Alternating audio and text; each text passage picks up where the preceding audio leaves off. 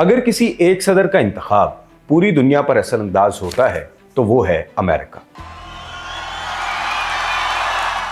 I accept your nomination to be President of the United States of America. I am running to be President for all of America, not half of America. बल्कि इससे बढ़ के अगर यूं कहूं कि इनके नतायज खुद अमेरिका पर इतने असरअंदाज नहीं होते जितनी बाकी दुनिया पर, तो ये गलत ना होगा। अमेरिका की हर दौर में कुछ पॉलिसियां तो वो हैं जो तब्दील नहीं होती या इनमें मामूली तब्दीलियां आती हैं, लेकिन रिपब्लिकन या डेमोक्रेट सदर की तब्दीली से दुनिया के मुख्तलिफ खित्तों और उनकी सूरत हाल में बसा औकात बहुत बड़ी बड़ी तब्दीलियां रूनुमा होती हैं। पाकिस्तान भी इन मुस्बत या मनफी नतायज की जद में आता रहा है। डेमोक्रेटिक सदर जिमी कार्टर 1977 से 1981 और रिपब्लिकन सदर रोनाल्ड रीगन 1981 से 1989 की मिसाल ले लीजिए। 1979 में जब रूस ने अफगानिस्तान पर हमला किया और अफगान फौजों के साथ साथ रूसी एजेंडे की अफगान सरबराहों ने काबुल के इक़्तिदार इस्तेमाल किया, तो पाकिस्तान के लिए सूरत हाल संगीन होती चली गई। कार्टर इंतजामिया ने इस मामले को ज्यादा संजीदगी से नहीं लिया, चुनाचे 2 साल तक उन्होंने इस मामले में दखल ही नहीं लिया। नीम दिली से इमदाद की पेशकश की तो वो भी इतनी मामूली थी कि उस वक्त के सदर पाकिस्तान जनरल ज़ियाउल हक ने उसे मूंगफली जैसी इमदाद कहकर मुस्तरद कर दिया था। मजे का नुक्ता यह है कि जिमी कार्टर मूंगफली के काश्तकार थे।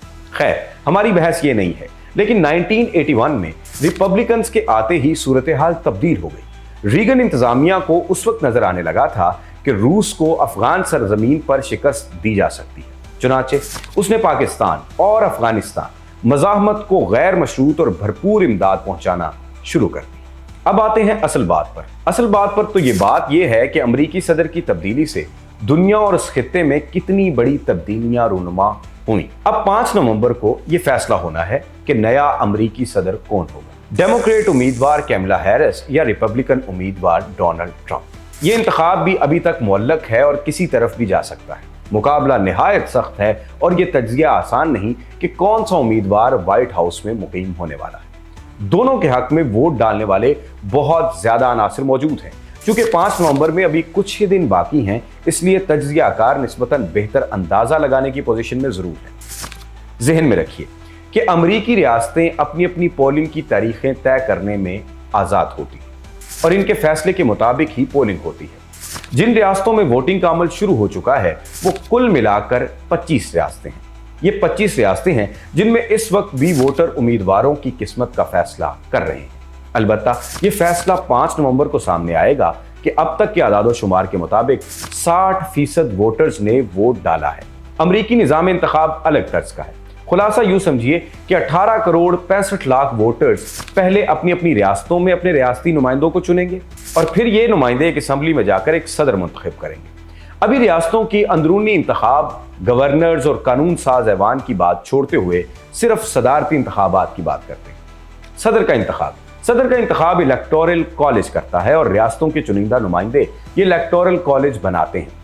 हर रियासत के पास अपने कुछ वोट हैं और तमाम रियासतों के वोट मिलकर इलेक्टोरल कॉलेज बना देते हैं। 48 रियासतों में ज्यादा वोट लेने वाला ही जीता हुआ तस्वुर होता है, लेकिन नब्रास्का और मेन में यह असूल लागू नहीं होता, बल्कि वहां एक अलग तरीका है। कुल 538 वोट मिलकर इलेक्टोरल कॉलेज बनाते हैं।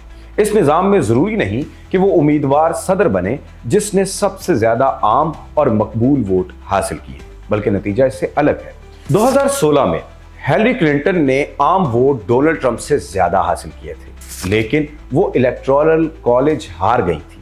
तमाम अमरीकी रियासतों को सियासी एतबार से 3 अक़साम में तकसीम किया जाता है। डेमोक्रेट्स की बालादस्ती वाली रियासतें, जिन्हें नीली रियासतों के नाम से जाना जाता है, वो सबसे अहमियत की हामिल हैं। सदर को मुंतखब होने के लिए 270 इलेक्टोरल वोट दरकार होते हैं। नीली रियासतें यानी डेमोक्रेट्स की हामी रियासतें इस वक्त 21 समझी जा रही हैं। इनमें इलेक्टोरल वोट 226 हैं, जबकि रिपब्लिकन्स की हामी रियासतें 22 हैं और यहां इलेक्टोरल वोट 235 हैं। 7 रियासतें झूल रही हैं: Michigan, Wisconsin, Georgia, Pennsylvania, Nevada, Arizona, शुमाली कैरोलिना। बुनियादी तौर पर यह जंग के असल मैदान है। एरिजोना के 11 vote Georgia 16 vote, Michigan 15, Nevada 6, शुमाली कैरोलिना 16, पेंसिल्वेनिया 19 और विस्कॉन्सिन 10 इलेक्टोरल वोट हैं। ये कुल 93 वोट हैं जो ये फैसला करेंगे कि सदर कौन होगा। रिपब्लिकन रियासत में टेक्सास के 40 वोट हैं, लेकिन दूसरी तरफ कैलिफोर्निया डेमोक्रेट समझी जाती है, जिसमें ज्यादा से ज्यादा वोट 54 हैं। मौजूदा सूरत हाल ये है कि 4 झोलती रियासतों में रिपब्लिकन का पल्ला भारी है और 3 रियासतों में डेमोक्रेट का। लेकिन अहम बात यह है कि बढ़तरी बहुत मामूली यानी 1 से 2% है, लिहाजा अंदाजा किया जा सकता है कि मुकाबला कितना सख्त है। एक नामवर तज्जियाकार वेबसाइट के मुताबिक इस वक्त तक डोनाल्ड ट्रंप के पास 231 वोट हैं, जबकि कैमला हैरिस के पास 214 वोट मौजूद हैं। वोटर अभी भी परेशानी का शिकार हैं कि कौन आने वाला नया सदर होगा। यहां पर अहम बात यह है कि दोनों पार्टियां और उनका हामी प्रेस हर तरह कोशिश कर रहा है कि सदर हमारा हो। बानी पीटीआई ने अमेरिका का दौरा किया था, जिसे कामयाब समझा जाता है। वो साबिक पाकिस्तानी वजीर आजम के मोतरफ भी रहे हैं। यहां डोनाल्ड ट्रंप की बात हो रही है, इसलिए पीटीआई ट्रंप का बरसरे इक्तदार आना बेहतर समझती है। कैमला हैरिस की सूरत में पाकिस्तान के लिए बाइडन दौर से अलग कोई बड़ी तब्दीली नजर नहीं आती। यही सूरत हाल गजा और फलस्तीन की होगी, जबकि ट्रंप की सूरत में पॉलिसी में तब्दीली मुमकिन है। अमरीकी मुस्लिम वोटरों के लिए यह बहरहाल मुश्किल सवाल है कि वो किस जमात को वोट देंगे। एक तरफ डेमोक्रेट्स हैं जिनकी खुली हिमायत से गजा में नस्लकशी जारी है और इसराइल ने पूरे खित्ते को जहन्नम बनाकर रखा है। दूसरी तरफ ट्रंप हैं जिन्होंने अपने दौर में इसराइल की हिमायत में कई इकदाम किए। दोनों में तकाबुल किया जाए तो बाइडन की नापसंदीदगी ट्रंप की निस्बत बहुत ज्यादा है। इसलिए बज़ाहिर मुस्लिम और अरब नयाद वोट रिपब्लिकन के हक में है। दूसरी तरफ कैमला हैरिस को स्याह फाम अकलियत की हिमायत ज्यादा हासिल है। नीज पहली मुमकिना खातून सदर होने का भी फायदा उन्हें मिल सकता है। दुनिया अमेरिका की तरफ देख रही है। ये ऐसी बेगानी शादी है जिसमें अब्दुल्ला का दीवाना होना बनता भी है। इसलिए बहुत कुछ ये इंतखाबात तय करेंगे कि अब्दुल्ला के साथ आगे क्या होने वाला है। इसी के साथ अपने मेजबान सैयद अबरार अबुल हसन को इजाजत दीजिए। अल्लाह हाफिज़।